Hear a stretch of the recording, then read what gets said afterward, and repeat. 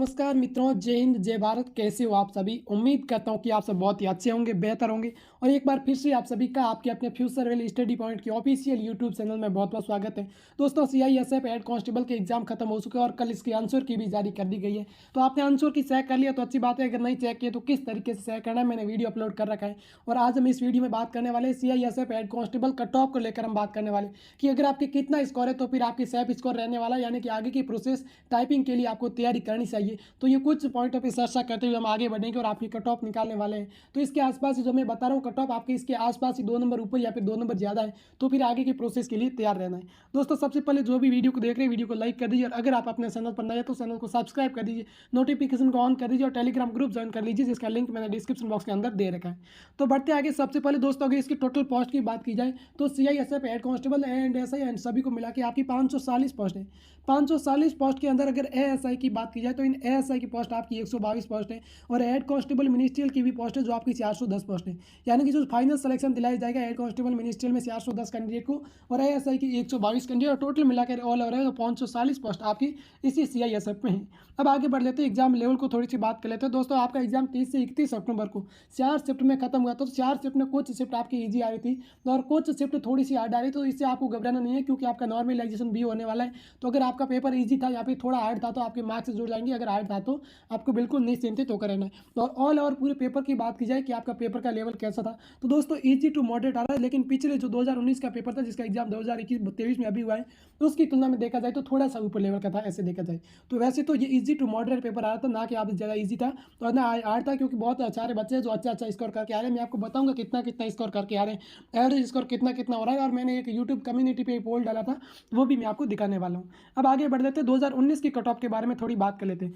दोस्तों, अगर इसकी पोस्ट की बात की जाए, इसमें आपकी 429 पोस्ट थी।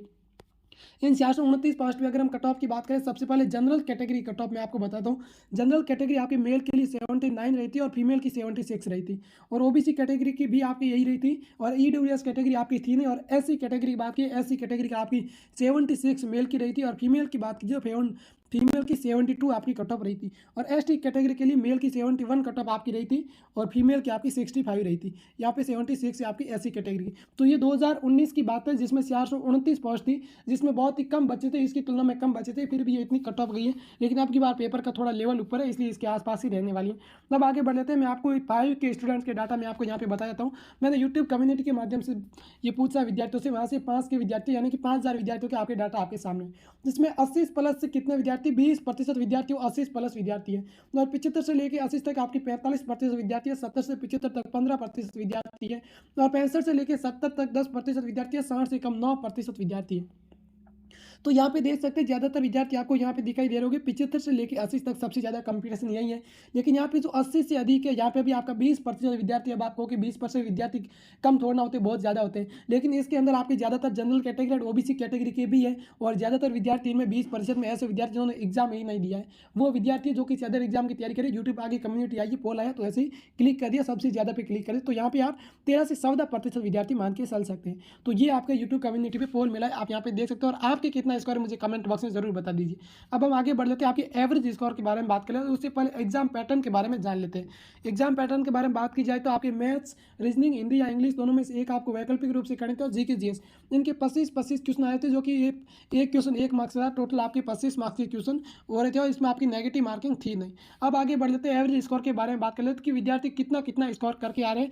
ज़्यादातर विद्यार्थियों से मैंने पूछा है जो अच्छी खासी तैयारी की है इसकी। तो सबसे पहले मैथ्स की बात की जाए, मैथ्स ना ज़्यादा ईजी आ रही थी और ना ही ज़्यादा हार्ड आ रही थी, मॉडरेट लेवल की मैथ आ रही, लेकिन इसमें आप 21 से 22 क्वेश्चन आसानी से कर सकते थे।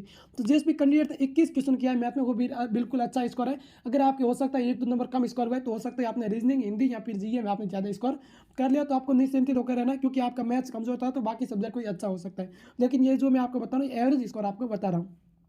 उसके बाद रीजनिंग की बात की जाए, रीजनिंग में 22 या फिर 23 स्कोर करना था आपको, और हिंदी या इंग्लिश में 21 एवरेज स्कोर हो रहा है विद्यार्थियों को, और जीके जीएस में 14 से 15 क्वेश्चन अगर आप कर लेते हो तो फिर बिल्कुल आपका अच्छा स्कोर रहने वाला है। और ऊपर के इन 3 सब्जेक्ट को मिला के अगर आप 65 स्कोर कर लेते हैं, अगर आपकी 65 स्कोर है और बाकी जीके जीएस में आपके 14 या फिर 15 क्वेश्चन हो रहे हैं, तो फिर कुल मिला के आपका 80 के आसपास स्कोर जा रहा है। तो आप किसी भी कैटेगरी से बिलोंग करते हैं, वैसे मैं कैटेगरी वाइज अलग अलग मेल एंड फीमेल की बताने वाला हूँ, और अगर आपके 80 प्लस स्कोर है तो फिर आप आज ही तैयारी शुरू कर दीजिए टाइपिंग की, किसी भी कैटेगरी से हो। अब हम आगे बात कर लेते हैं सकते हो आपकी कैटेगरी वाइज कट ऑफ कितनी रहने वाली, एक एक कैटेगरी वाइज मैं आपको यहाँ पे बता देता हूँ, आपके सब कुछ डाउट यहाँ पे क्लियर हो जाएंगे। सबसे पहले अगर जनरल कैटेगरी की बात की जाए दोस्तों, यहाँ पे एक जनरल कैटेगरी है, यहाँ पे मैं आपको मेल की बताने वाला हूँ और यहाँ पे फीमेल की कट ऑफ बताने वाला हूँ। तो सबसे पहले जनरल कैटेगरी जो मैंने आपको अभी ऊपर बताई थी, जनरल कैटेगरी अगर आप 81 प्लस अगर आपका स्कोर है जनरल कैटेगरी वाला मेल के लिए, तो फिर इतनी आपकी कट ऑफ रहने वाली, और फीमेल के लिए मैं आपको बता दूं आपकी 77 कट ऑफ रहने वाली है। और उसके बाद अगर ओबीसी कैटेगरी कैंडिडेट की बात की जाए कि आपकी कितनी रहने वाली है, तो जनरल कैटेगरी से थोड़ी कम रहती है। कितनी, आप इसे 2 नंबर कम मान के चल सकते हैं। पिछली बार तो वैसे बराबर ही गई थी, और इसकी बार आपकी 79 इतनी कट ऑफ रहने वाली, 79 प्लस। यहाँ पे इससे 2 नंबर कम है तो भी चलेगा, क्योंकि एक्सपेक्टेड कट ऑफ ऐसा जरूरी नहीं कि इतनी कट ऑफ रहेगी, लेकिन मैं आपको बता रहा हूँ इसके आसपास कट ऑफ जरूर रहने वाली। यहाँ 2 नंबर ज़्यादा, यहाँ पे 2 नंबर कम आपकी कट ऑफ रहने वाली है। और उसके बाद ओबीसी फीमेल की बात की जाए कि ओबीसी फीमेल की कट ऑफ कितनी रहने वाली, तो इससे आप फीमेल की कैटेगरी से 2 नंबर कम कर सकते हैं, यानी कि 75 प्लस स्कोर है, या फिर 1-2 नंबर कम है तो भी आपकी सिलेक्शन होने की चांसेज है। और ईडब्ल्यूएस कैटेगरी और ओबीसी कैटेगरी एक पास पास की कट ऑफ रहती है। और उसके बाद एससी कैटेगरी आपकी 76 प्लस कट ऑफ रहने वाली है, और फीमेल के लिए आपकी 72 कट ऑफ ये रहने वाली है एससी कैटेगरी के लिए। और एसटी कैटेगरी के लिए आपकी थोड़ी कम जाने वाली है, जो आपकी जाने वाली 72 प्लस, या फिर 72 में से 1-2 नंबर कम, और फीमेल की 68। अगर आपका स्कोर इसके आसपास है, 1-2 नंबर ज़्यादा या फिर 1-2 नंबर कम है, फिर भी आपके चलने वाला 3-4 नंबर का गैप रह सकता है, क्योंकि इसमें कुछ क्वेश्चन आपके डिलीट होने वाला है, डिलीट होने के बाद भी आपके जोड़ेंगे। लेकिन अब आपको इसको देखकर घबराना नहीं है कि मेरे स्कोर बहुत ही कम हो रहा है। आप जनरल कैटेगरी से 75 स्कोर हो रहा है या फिर 72 स्कोर हो रहा है, फिर भी आपको निश्चिंतित होकर रहना, क्योंकि इसमें आपकी 4 शिफ्ट में एग्जाम हुआ था।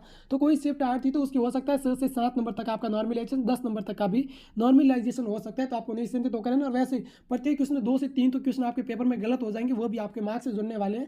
ये मैं आपको जो कट ऑफ बता रहा हूँ, ये जो आपके मार्क्स जुड़ने से पहले की बता रहा हूँ, नॉर्मलाइजेशन से पहले की कट ऑफ है, जो अभी आपने आंसर की में मार्क्स है क्या, उसी के आधार पर मैं आपको बता रहा हूँ। तो ये कट ऑफ रहने वाली। और कोई डाउट है तो मुझे आप कमेंट बॉक्स में पूछ सकते हैं, और कहीं गलती लगे तो मुझे कमेंट बॉक्स में बता सकते हैं। टेलीग्राम ग्रुप ज्वाइन कर लीजिए, जिसका लिंक मैंने डिस्क्रिप्शन बॉक्स के अंदर दे रखा है। वीडियो को लाइक करना ना भूलें, क्योंकि आपकी एक लाइक पर ही हमारी मेहनत का फल टिका हुआ है। दोस्तों चलते हैं, फिर मिलेंगे अगले वीडियो में, तब तक खुश रहे, जय हिंद।